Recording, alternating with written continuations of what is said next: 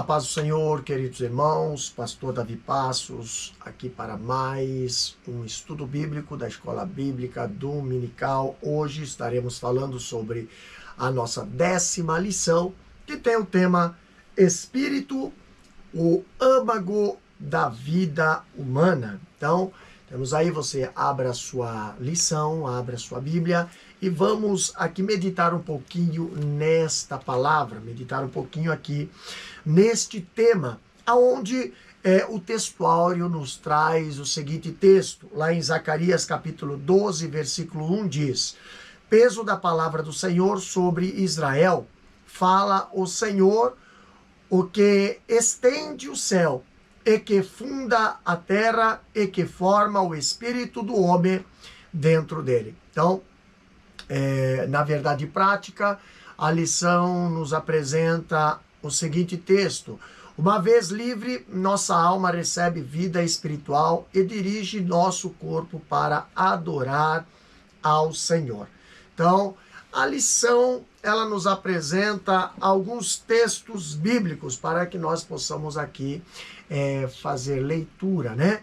Então, primeiro se encontra em Gênesis capítulo 2, versículo 7, o segundo Eclesiastes 12, 7, o terceiro Zacarias 12 e 1, e o quarto João capítulo 4, versículo 24. Então, vamos ler Gênesis capítulo 2, versículo 7, que diz assim: e formou o Senhor Deus o homem do pó da terra, e soprou em seus narizes o fôlego de vida. E o homem foi feito alma vivente. Eclesiastes 12, 7 diz: e o pó volta à terra como o era, e o espírito volta a Deus que o deu. Zacarias capítulo 12, versículo 1 diz o seguinte: peso da palavra do Senhor sobre Israel, fala o Senhor, o que estende o céu, e que funda a terra, e que forma o espírito do homem dentro dele. E João capítulo 4, versículo 24, Deus é espírito e importa que os que o adorem em espírito e em verdade. Então aqui nós temos esta passagem, essa leitura, né, na qual nós podemos aqui estar lendo os objetivos desta lição. 3 objetivos nos apresenta essa lição. Primeiro objetivo é expor que o espírito humano foi concedido diretamente por Deus como parte essencial da natureza humana, capacitando o ser humano a ter comunhão com o Criador. E o segundo objetivo é enfatizar que o pecado pode enraizar-se no espírito, gerando atitudes como soberba e inveja. E o terceiro objetivo é mostrar que a regeneração espiritual é a base para uma vida de adoração genuína vivida em espírito e em verdade. Então, aqui nós temos a introdução desta lição, aonde nós já estudamos a respeito do corpo e da alma, né? E nessa lição nós estudaremos acerca do Espírito. E nós aqui veremos como nos foi comunicado pelo Criador. Então, trataremos de sua divisão em relação à alma e sua importância para a nossa comunhão com Deus em santificação e adoração. Então, depois de estudar, né, a alma e as suas faculdades, agora estudaremos o Espírito, né, a principal entidade ou elemento constituído do homem, né, constitutivo do homem, e a parte imaterial através da qual estabelecemos nossa comunhão com Deus. Então, o Espírito é a fonte da vida recebida do Criador, que usa e transmite essa vida à alma, que, por sua vez, a expressa por meio do corpo, utilizando os sentidos físicos que funcionam como portas de comunicação da alma com o mundo exterior. Então aqui nós vemos o escritor Eurico Bergsten, ele compara o espírito a uma janela aberta para o céu, né? Que dá ao homem condições de sentir a presença de Deus. Então, por isso, entende-se que o espírito é o âmago, a parte mais profunda e íntima do ser humano, entranhado, né, com a alma e inseparável dela. Então, no primeiro tópico, nós temos o título O Sopro Divino, a concessão do Espírito. Primeiro ponto diz, o fôlego de vida, aqui feito de uma matéria pré-existente, o pó da terra, o corpo humano estava inerte até receber o sopro divino, o fôlego da vida, ato pela qual Deus deu ao homem o Espírito e o tornou alma vivente. Então, até então, toda a criação havia sido feita mediante o emprego de ordens verbais, né? Haja, ajunta-se, produza, né? Então, o homem, contudo, recebeu vida por uma comunicação especial. O elemento espiritual soprado por Deus, né? A matéria recebeu vida espiritual consciente, constituída de espírito e alma. O espírito é a parte material, através da qual estabelecemos nossa comunhão com o Criador, né? E a vida que o espírito recebe de Deus é por ele transmitida à alma. Então, esta, por sua vez, a expressa por meio do corpo. Então, portanto, o espírito é o âmago, a parte mais profunda e íntima do ser humano, entranhado com a alma e inseparável dela. Então, o espírito não é o fôlego da vida, mas foi dado no momento do sopro divino, quando o homem foi feito alma vivente. Lá em Gênesis capítulo 2, versículo 7, nos diz essa passagem, né? Antes era apenas matéria em estado inércia, o corpo formado do pó, enquanto todos os demais seres vivos passaram a existir por meio de ordens verbais, né? Como diz Gênesis capítulo 1, versículo 20, versículo 24, né? Onde diz, produzam as águas, produzam a terra. Então, aqui o homem recebeu vida por uma comunicação especial e o elemento espiritual soprado por Deus, né? Então, esse processo literal demonstra a singularidade da formação do ser humano, feito à imagem de Deus. A parte material recebeu vida espiritual consciente, constituída de espírito e alma. Segundo ponto da lição, lendo ali juntamente conosco, a singularidade do espírito. A lição diz o seguinte: alma e espírito são mencionados ao longo do Antigo e do Novo Testamento como componentes imateriais distintos. Zacarias 12:1 diz que Deus forma o espírito do homem dentro dele. Jó faz referência ao corpo, representado pela boca, né? Ao espírito e à alma. Há também o bem conhecido texto de Eclesiastes 12:7, e o pó volta à terra como o era, e o espírito volta a Deus que o deu. Então, o retorno do espírito para Deus se dá junto com a alma consciente das ações humanas, boas ou más. E nesse texto, como em outros, ruach, né? O termo hebraico para o espírito é representativo dos dois elementos espirituais. Da mesma sorte, em diversas passagens, o nefesh, que é a alma, é tomada pelo todo imaterial. Então, pelo retrato de Gênesis, entendemos que a preocupação divina não foi descrever a criação em detalhes, incluindo o homem. Mas a linguagem bíblica simplesmente apresenta o Todo-Poderoso agindo sem a intenção de atender especulações ontológicas do ser humano, principalmente o racionalismo cartesiano, né?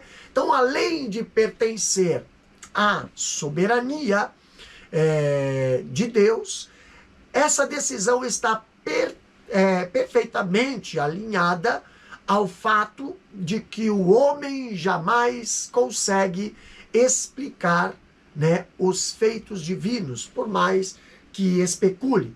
Então, a apreensão e compreensão do sobrenatural só pode ocorrer por meio da fé, para a revelação ser completa e suficiente. Então, embora o texto bíblico mais apresente o homem como unidade, tanto do Antigo Testamento quanto do Novo Testamento, tem informações suficientes da distinção entre os elementos materiais e imateriais. E quanto a este segundo aspecto, a diferença entre as substâncias da alma e do espírito. Zacarias capítulo 12, versículo 1 diz: forma o espírito do homem dentro dele. Jó já faz referência ao corpo, representando pela boca, né? E ao espírito e à alma, por isso não reprimirei a minha boca, falarei da angústia do meu espírito e queixar-me-ei na amargura da minha alma. Jó capítulo 7, versículo 11. E há também o contexto, né, conhecido texto ali de Eclesiastes 12, 7, e o pó volta à terra como o era, e o espírito volta a Deus que o deu. Então, nele, a referência a espírito, que é ruach, é representativo dos dois elementos imateriais, como acontece em outras passagens, tipo lá em Gênesis capítulo 45, versículo 27, 1 Samuel capítulo 30, versículo 12 e Salmos 146, versículo 4. Então, o retorno do espírito para Deus ocorre junto com a alma consciente das ações humanas boas ou más, como fala em Lucas capítulo 16, versículo 22 a 25 e Apocalipse 20, versículo 4. Agora, da mesma sorte, em diversas passagens, o nefesh, que quer dizer alma, né, é tomada pelo todo imaterial, como diz Gênesis 35 e 18 e 1 Reis capítulo 17, versículo 21. Então, em tais textos, alma e espírito aparecem como expressões intercambiáveis, denotando vida, força, ânimo. Então, há também o emprego de alma ou carne para representar o ser humano por inteiro, como diz Gênesis 46 e 26 e Salmo 145 e 21. E é a parte representando o todo. Então, as escrituras utilizam uma linguagem cotidiana e não de rigorismo científico, tá? Pois aqui a revelação busca alcançar todas as pessoas de todas as culturas e épocas, né? Salmo 119, 130 e 165, também 1 Coríntios capítulo 2, versículo 1 até o 5. Então, a literatura bíblica não pretende satisfazer o orgulho dos sábios e instruídos deste mundo, como fala Mateus capítulo 11, versículo 25. Agora, no terceiro ponto, nós vemos a tênue divisão. A lição diz o seguinte: no Novo Testamento, 1 Tessalonicenses 5:23 e Hebreus 4:12, se destacam em relação à distinção entre alma e espírito, pois os mencionam expressamente, sem qualquer aparência sinonímica.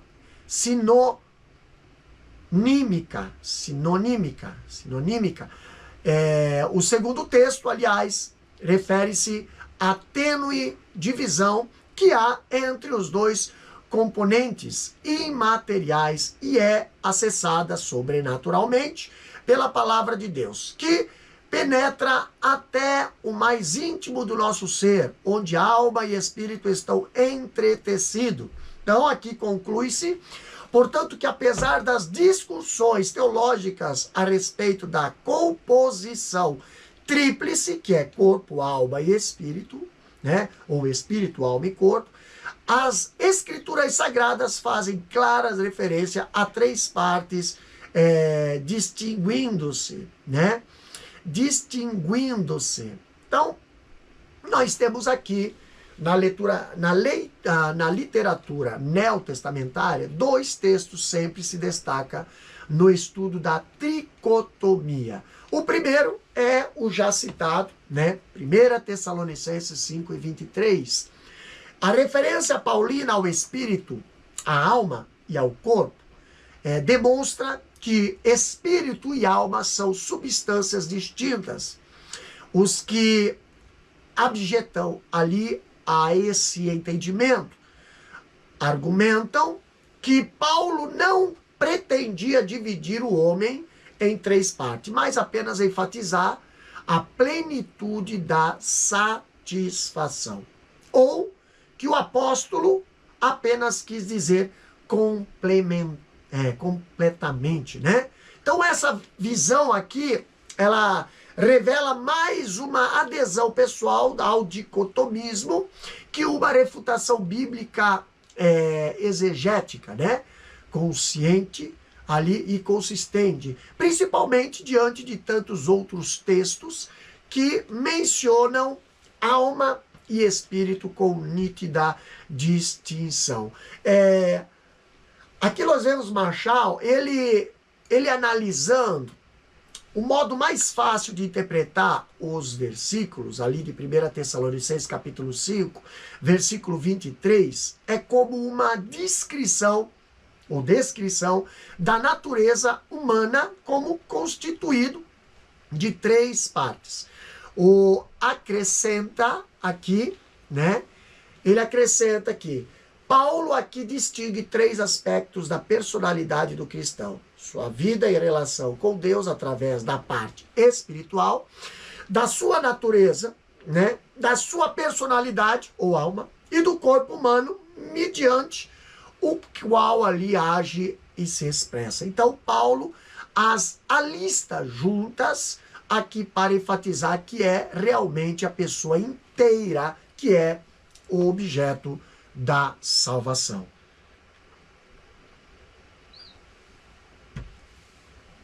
Agora no segundo texto, que foi citado aqui, Hebreus capítulo 4, versículo 12, as escrituras referem-se à tênue divisão que há entre os dois componentes imateriais e identifica-se como um lugar de acesso possível somente à palavra de Deus. Então, é o ponto mais íntimo de nosso ser, onde a alma e o espírito estão entretecidos.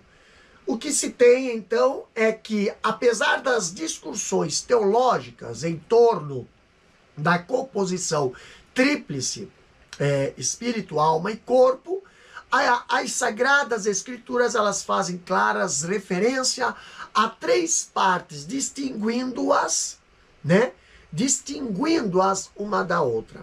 Então aqui, Donald Guttner, ele vê esse texto de Hebreus capítulo 4, versículo 12, não apenas uma divisão entre alma e espírito, mas uma divisão das próprias substâncias distintas. Por exemplo, embora tenha sido sugerido que a divisão é entre a alma, psique, e o espírito, pneuma, parece melhor supor que a penetração é tanto dentro da alma bem como do espírito, isto é, sua ação ressalta a verdadeira natureza dos dois. Então, nesse caso, a palavra seria vista penetrando na pessoa como um todo, tanto alma quanto espírito. Então, se a primeira interpretação for adotada, significará que a penetração era tão eficiente que chegava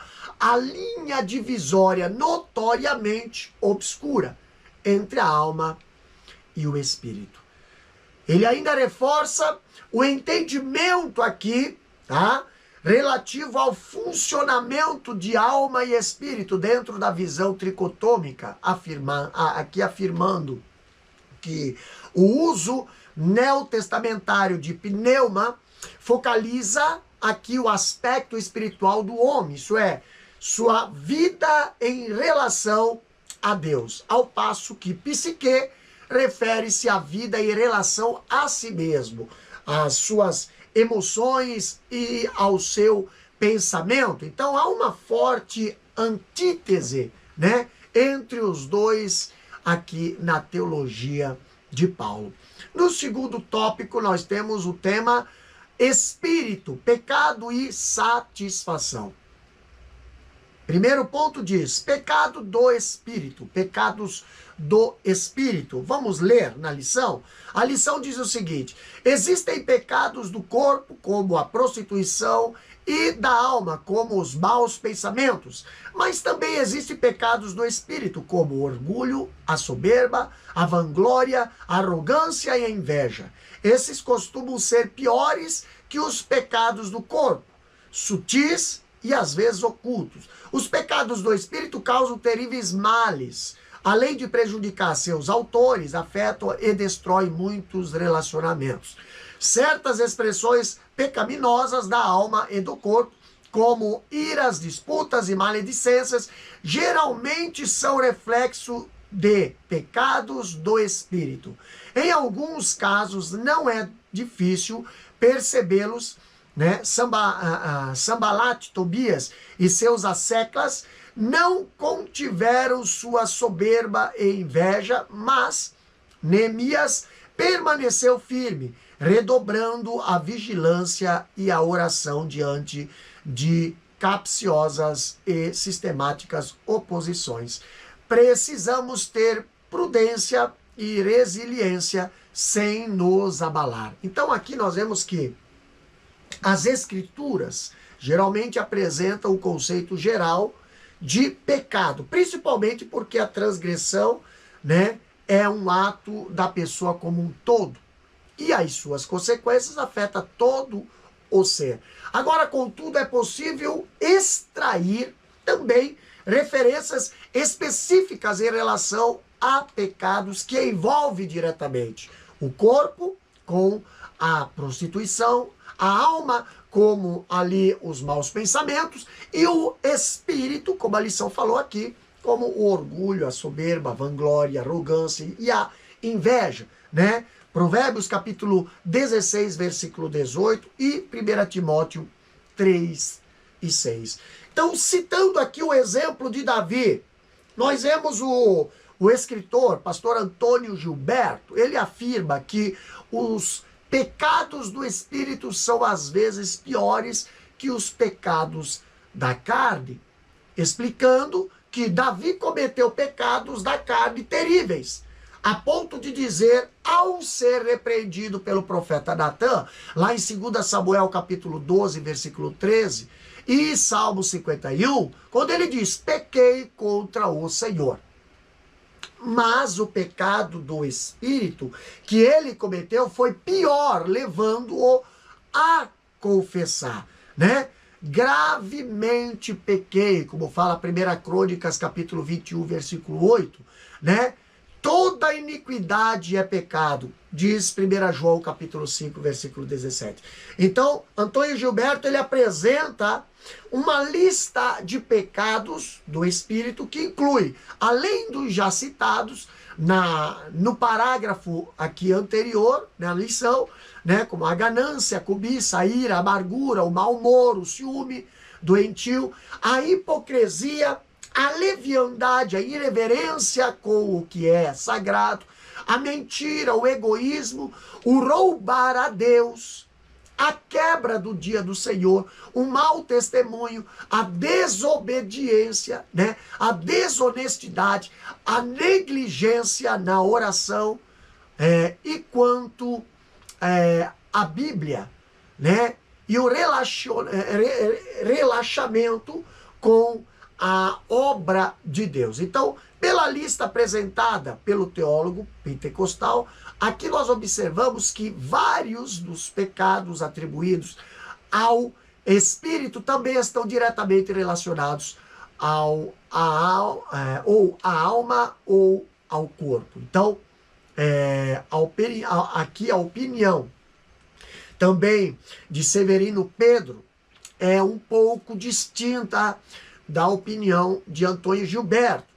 Baseando-se em 2 Timóteo capítulo 3, versículo 2 até o 5, nós vemos que o autor ele sugere que avareza, presunção, soberba, desobediência, ingratidão, calúnia, traição e orgulho são pecados da alma, e pensamentos aqui são pecados da alma, e que os pecados mencionados em Marcos, capítulo 7, 21 a 23, seriam do espírito, como seria ali os maus pensamentos, adultérios, prostituições, homicídios, furtos, avareza, maldade, engano, dissoluções, inveja, blasfêmia, soberba e loucura. Então, observa-se, contudo, que há repetições nas próprias listas, demonstrando o quanto são complexas tais classificações. Talvez nós possamos considerar como pecado do espírito apenas os que, em princípio, não estejam diretamente relacionados com as faculdades da alma, né? E, naturalmente, com os membros do corpo e que mais provavelmente estejam alojados no espírito, como ali o orgulho, né? A soberba, a presunção, o ciúme e a incredulidade. Augustinho de Hipona, ele considerava o orgulho o maior de todos os pecados. Apontava ele ali como o causador da sua separação de Deus e o motivo da sua cegueira espiritual. Então, os pecados do espírito podem estar relacionados com o fato de estarem localizados na parte mais profunda do ser humano. Por não serem os mais perceptíveis, não raro ficam ocultos e causam terríveis males. Além de prejudicar, né, os seus autores, afeta e destrói muitos relacionamentos, como fala em Tiago, capítulo 3, versículo 13 até o 16. Aqui no segundo ponto, as raízes do pecado. A lição diz, em 1 Tessalonicenses 5 e 23, Paulo trata do processo de santificação que deve atingir o ser humano por inteiro. A ordem por ele apresentada, espírito, alma e corpo, não nos parece aleatória. O ato de criação cedeu do material para o imaterial, mas a redenção se dá do espiritual para o físico. É no imaterial que a Bíblia geralmente chama de coração, que o pecado fica enraizado. Por isso, a verdadeira santificação acontece de dentro para fora. A falta dessa compreensão leva ao legalismo, além de representar graves distorções da doutrina da graça pela confiança nas próprias obras. Então, os pecados do espírito são raízes malignas, profundas, das quais brotam expressões pecaminosas por meio da alma e do corpo, né? Como ali iras, disputas e maledicências. Agora, estas, embora comumente seja reflexo de pecados do espírito, são em geral classificadas simplesmente como defeitos de personalidade. Assim, não são tratadas pelos meios espirituais próprios e permanentes, né? Ali incrustadas, produzindo os seus nefastos e amargos frutos.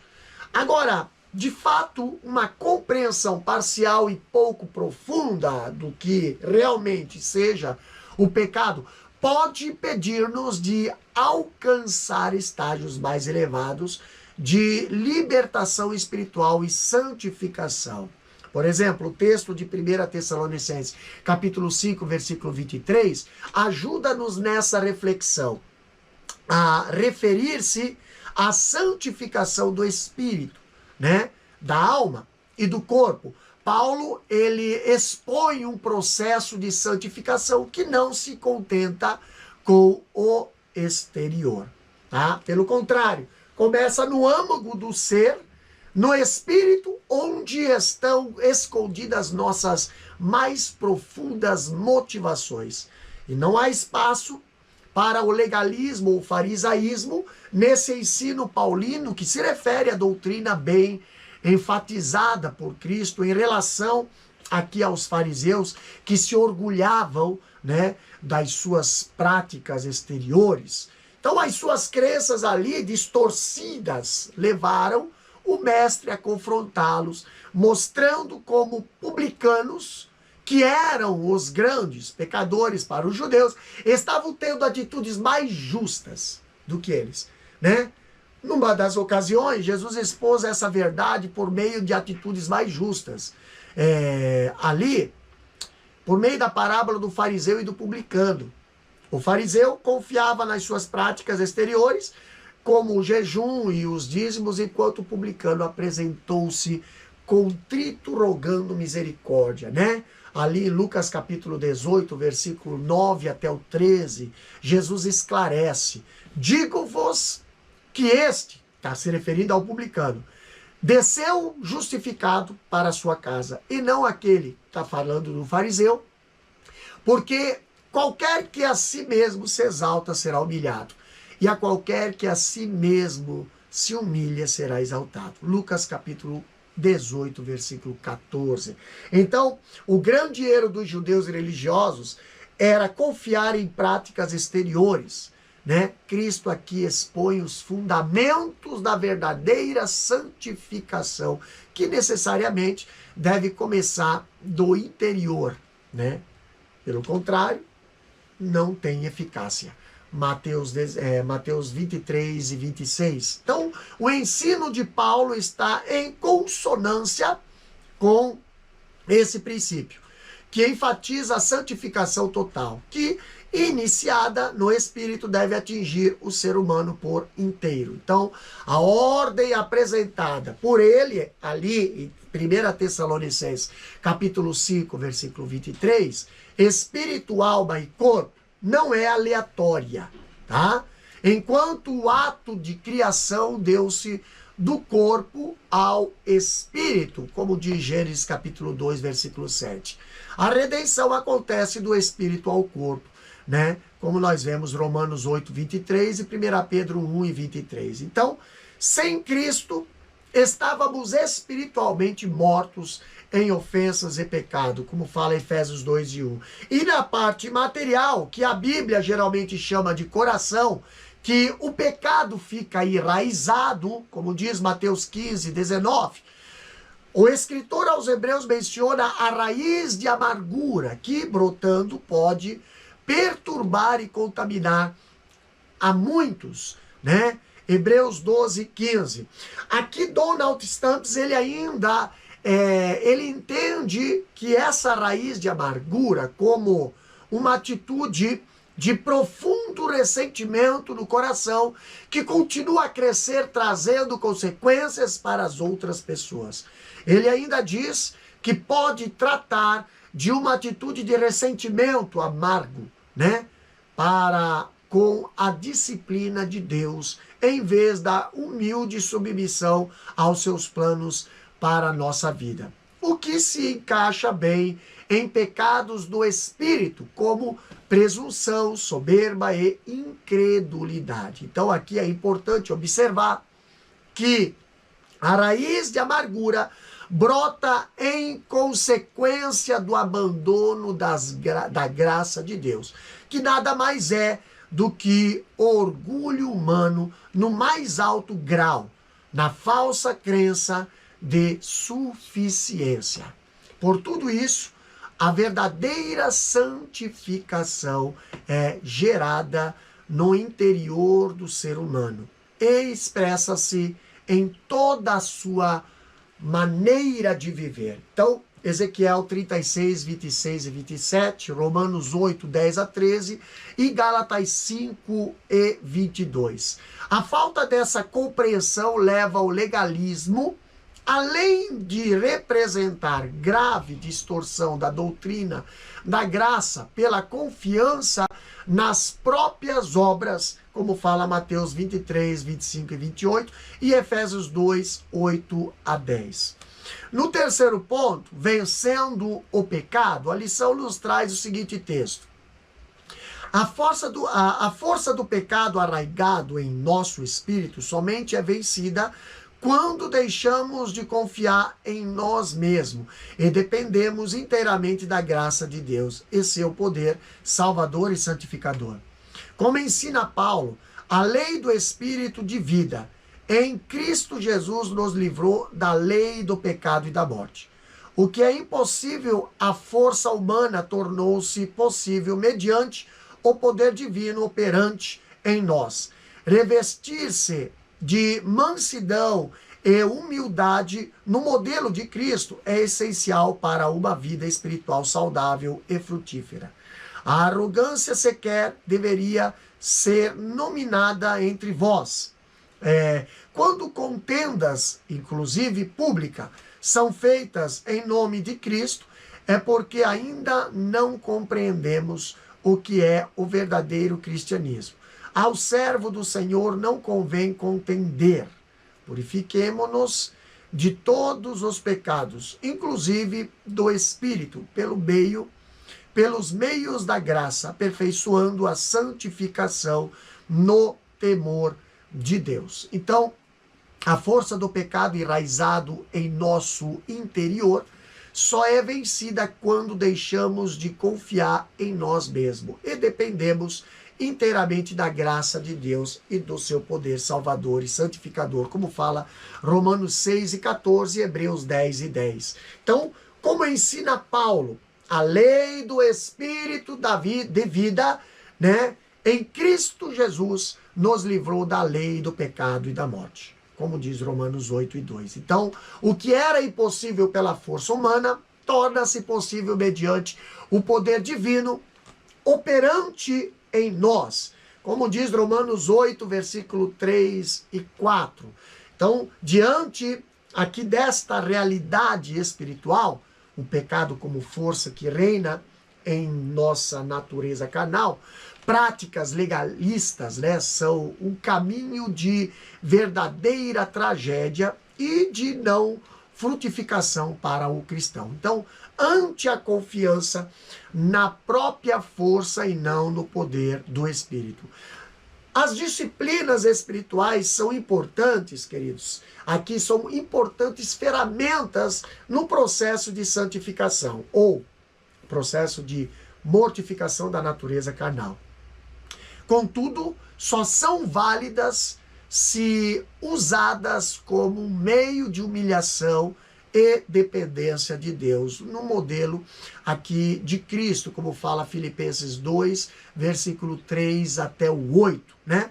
Uma pura e correta motivação do coração é essencial para uma vida cristã saudável e frutífera. A confiança nas próprias obras leva à arrogância, um pecado do espírito pior que muitas práticas exteriores e que sequer deveria ser nominado entre nós, como fala Tiago 4 e 6. Uma religião que se concentra no exterior produz um entendimento de fiscalização do evangelho, levando a práticas pessoais e coletivas belicosas, como disputas ascéticas, doutrinárias e até contendas públicas, tanto políticas quanto ideológicas, feita em nome de Cristo. Então, tudo isso é sinal de que ainda não se compreendeu o que é o verdadeiro cristianismo, pois a Bíblia fala em 2 Timóteo, capítulo 2, versículo 24 e 26, ao servo do Senhor não convém contender. Então, o caminho recomendado ao cristão é a vigilância pessoal e uma contínua busca de purificação, como nós vemos 2 Coríntios 7 e 1. Agora, no terceiro tópico, aqui nós temos o título Regeneração e Adoração. Aqui temos o primeiro ponto, o novo nascimento. Não há como obter vitória sobre o pecado sem a obra sobrenatural do novo nascimento. Morta em ofensas e pecados, a pessoa que crê em Cristo é vivificada, recebendo uma nova vida espiritual realizada pelo Espírito de Deus no espírito humano. Vamos ler então? A vitória sobre o pecado começa necessariamente com a experiência espiritual do novo nascimento, ato divino operado no nosso interior, que nos outorga um espírito regenerado. Isso era incompreensível para Nicodemos e seu padrão religioso, assim como é para os que desejam mostrar aparência de piedade sem terem experimentado o sobrenatural processo de regeneração. Com o espírito altivo, resistem à verdade e nega a inerência e a infabilidade da Bíblia, considerando sua mensagem ultrapassada, interpretam as Escrituras conforme seus desejos já estabelecidos. Não podemos ter comunhão com os tais. Então aqui nós vemos esse processo não é meramente mental. Não podemos ser compreendidos senão por meio do Espírito. Nicodemos, como nós vemos aqui, no seu padrão religioso, como a lição bem apresenta, não entendeu que Jesus falava com ele sobre essa obra de vida, mantendo um pensamento meramente natural, como nós vemos em João, capítulo 3, versículo 4. Então, aqui nós vemos que portanto, fundamental para que haja o processo de santificação plena, iniciado no espírito humano, é a ação divina de desprender o espírito do homem dos tentáculos do pecado, quebrantando ali a sua alma e conduzindo o corpo a uma vida de santidade e pureza, como diz Romanos capítulo 2, versículo 29 e Romanos 12, versículo 1 a 2. No segundo ponto aqui da lição, temos aqui em espírito e em verdade. A lição diz: a compreensão da imprescindível obra do novo nascimento, operada em nosso interior, é fundamental também para uma vida correta de adoração. Assim como Nicodemos, a mulher samaritana expressou um entendimento religioso limitado ao visível, apontando o Monte Gerizim, conhecido lugar de adoração de seus pais. Uma vida espiritual sadia não se fundamenta em misticismos, mas em uma comunhão com Deus segundo as Escrituras. Então, assim como Nicodemos, a mulher samaritana, também ali compreendia a obra regeneradora operada por Deus no espírito humano, Jesus apresentou-se a ela como a fonte d'água viva. E ela respondeu-lhe apresentando a impossibilidade que ele teria de tirar água do poço que pertencera a Jacó, como fala ali João capítulo 4, versículo 10 a 12. Mesmo quando ouviu como um profeta, a mulher apontou para o fator físico que marcava as disputas entre os seus ancestrais, e o povo judeu, como fala João 4 e 20. Agora, só a obra sobrenatural do novo nascimento tira-nos dos limites de uma compreensão religiosa meramente humana, levando-nos a viver a experiência de desfrutar a presença de Deus em nós.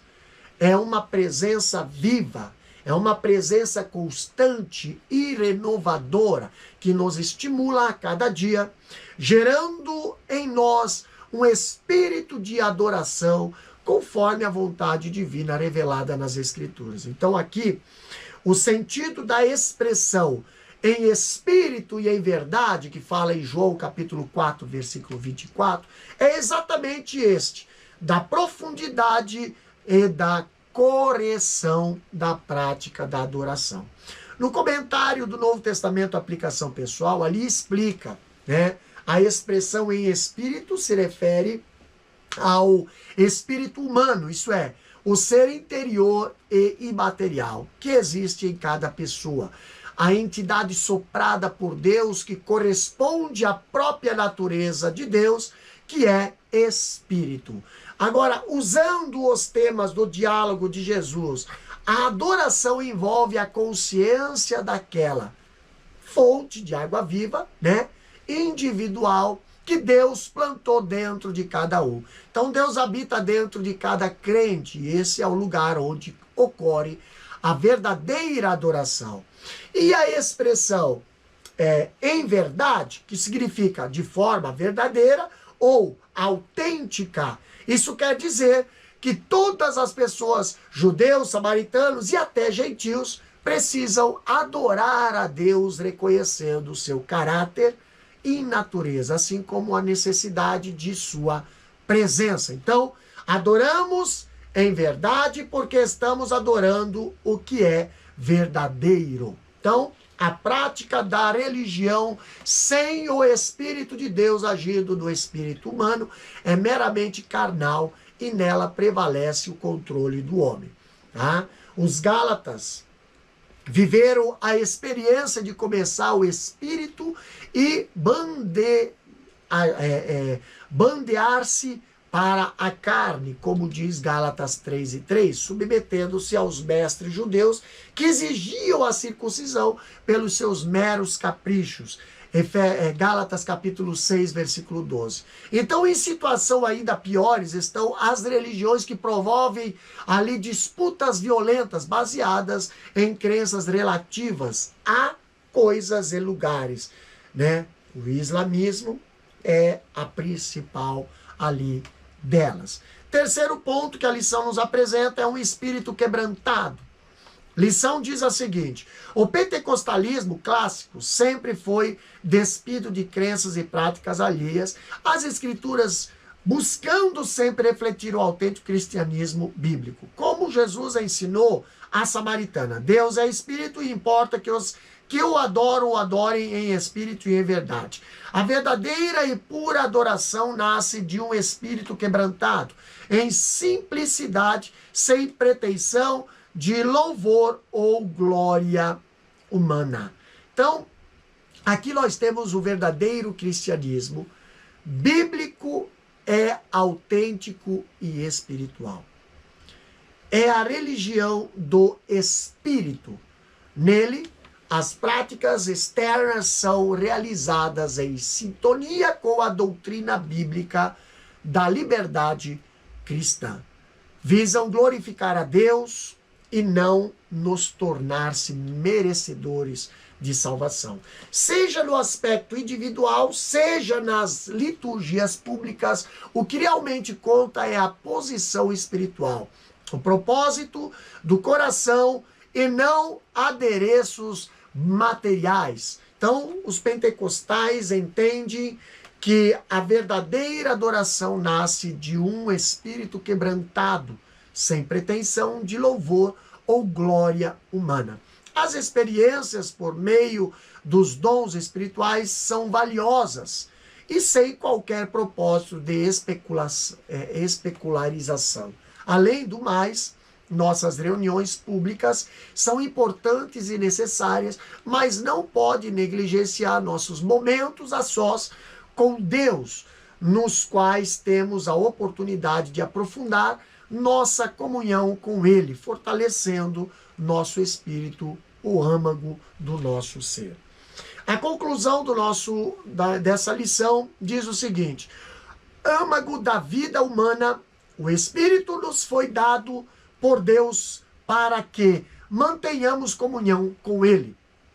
Não deixemos que os cuidados da vida nos façam esquecer de que somos seres espirituais. Desfrutar da presença divina fortalece o espírito, alegra a alma e nos enche de vigor para enfrentar os desafios cotidianos de nossa jornada ao céu. Então, compreender o homem na sua tríplice constituição permite-nos vê-lo como um ser físico, mental e espiritual, em cuja dimensão realiza-se a sua comunhão com Deus. E essa dimensão é bem retratada nas Escrituras, principalmente nos ensinos de Paulo, ao tratar o homem espiritual. Então, esse, aliás, é o aspecto central da fé cristã, pois tem a ver com a experiência inicial da salvação, que é a regeneração, o novo nascimento. Então, com uma nova vida no Espírito, o cristão progride no seu caminho de comunhão com o Salvador, não vivendo mais apenas como um ser natural, mas agora também ser espiritual, tá? Na próxima aula, nós vamos estudar sobre o espírito humano, né? E as disciplinas espirituais práticas do viver cristão, fundamentais para o progresso da nova vida em Cristo.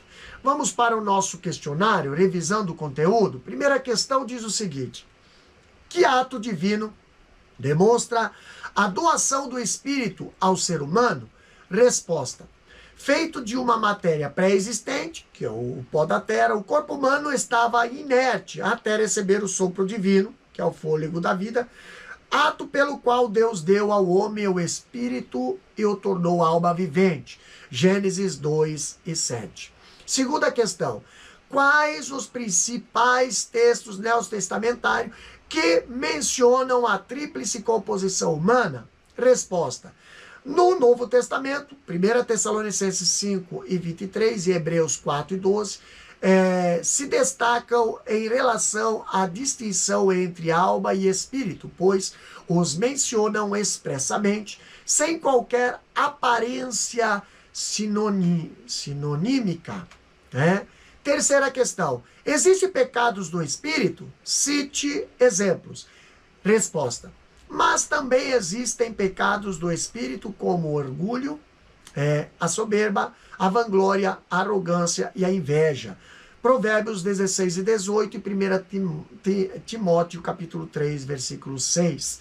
Quarta questão: onde ficam enraizados os pecados? Resposta: é no imaterial, que a Bíblia geralmente chama de coração, que o pecado fica enraizado. Mateus 15:19. Quinta e última questão: como vencer a força do pecado? Resposta: a força do pecado, arraigado em nosso espírito, somente é vencida quando deixamos de confiar em nós mesmos e dependemos inteiramente da graça de Deus e seu poder salvador e santificador. Romanos 6:14, Hebreus 10:10. E aqui nós finalizamos mais este estudo, mais esta aula, lição de número 10 do quarto trimestre de 2025. Que Deus nos abençoe. Não se esqueça de aí compartilhar esse estudo, estar escrevendo em nossos canais, aí estejam aí compartilhando para que você venha estar recebendo todas as semanas estudos bíblicos doutrinários e também teológicos e também da escola bíblica dominical. Pai querido, te agradecemos por mais esta aula, te agradecemos por mais esse tema, Senhor, aonde aqui nós aprendemos, Pai, sobre a divisão, Senhor, de nosso corpo, Deus, aonde tu trabalha por completo, Senhor, na regeneração e na salvação. Pai, abençoa cada aluno, abençoa cada professor, abençoa cada classe de aula, a cada vida, Senhor, que estará ouvindo e estudando através desse estudo. Pai, nós pedimos a tua bênção, Senhor, no nome de Jesus. Amém e amém. Que Deus vos abençoe.